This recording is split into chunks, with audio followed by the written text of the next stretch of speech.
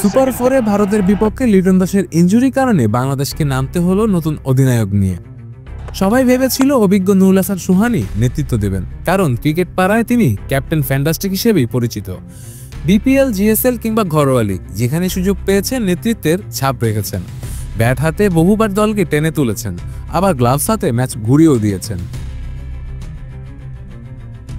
কিন্তু বিস্ময়করভাবে সেদিন একাদশে জায়গা পাননি সোহান, বরং অধিনায়কত্বের দায়িত্ব দেওয়া হলো কিপার ব্যাটসম্যান জাকের আলী অনেককে।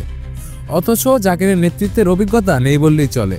চাপের ম্যাচে তাকে অধিনায়ক বানানো এটা অনেকের কাছেই ছিল ধাক্কা। ভারতের বিপক্ষে সে অনভিজ্ঞতার প্রভাবই হয়তো দেখা গিয়েছে। পাওয়ার প্লেতেই 72 রান হজম করতে হয় বাংলাদেশকে। শুধু তাই নয়, ফিল্ডার সাজানোতেও চোখে পড়েছে অদ্ভুত সব সিদ্ধান্ত।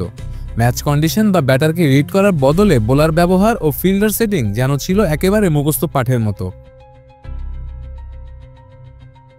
অধিনায়ক না হলেও দলে ছিলেন সাইফ হাসান কিংবা তাহিদ হৃদয়ের মতো নেতৃত্বের অভিজ্ঞ খেলোয়াড়। তাদের কাউকে উপেক্ষা করে জাকিরকে দায়িত্ব দেওয়ার সিদ্ধান্তে তাই প্রশ্ন উঠছে আরো জোরালোভাবে।